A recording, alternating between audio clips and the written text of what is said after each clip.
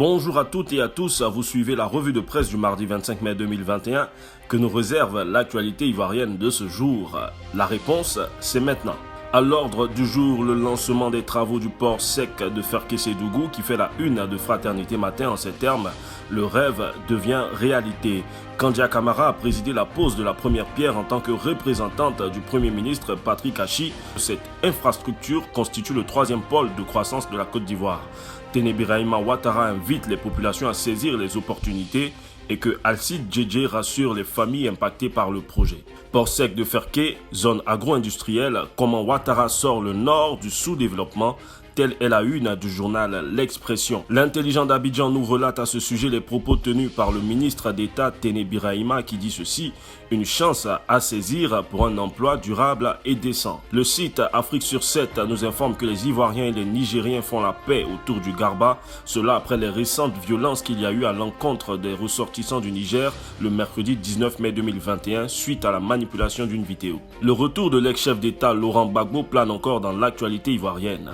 Attisant ainsi l'appétit des lecteurs, le jour fait des révélations sur les discussions avec le pouvoir au sujet du retour du Woody de Mama en terre natale.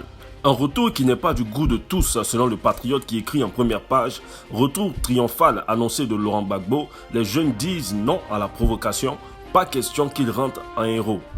Afrique sur 7 n'a pas manqué de consacrer un article à ce sujet où nous pouvons également voir que les jeunes disent non à la provocation.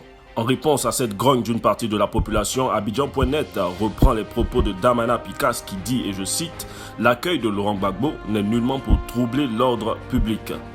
Toujours sur le même site, Abidjan.net, nous pouvons voir au sujet du retour prévu le 28 mai 2021 de Stéphane Kipré, président de l'UNG, que ce dernier sera accueilli par sa famille biologique et les vice-présidents de son parti. Un angle également évoqué par l'intelligent d'Abidjan. Nous terminons avec le nouveau réveil qui, dans l'affaire main tendue au président du PDCI RDA, se questionne ainsi. Ouattara veut-il bédier et le PDCI contre le reste des Ivoiriens? Mesdames et messieurs, c'est sur cette interrogation que s'achève la revue de presse de ce jour. Nous espérons avoir stimulé votre curiosité afin de vous procurer ces journaux. Merci de nous avoir suivis. Abonnez-vous sur nos pages Facebook, YouTube et Twitter et notre site web www.l'intelligent.tv. Téléchargez aussi notre application afin de rester en contact permanent avec l'actualité d'ici et d'ailleurs. À bientôt.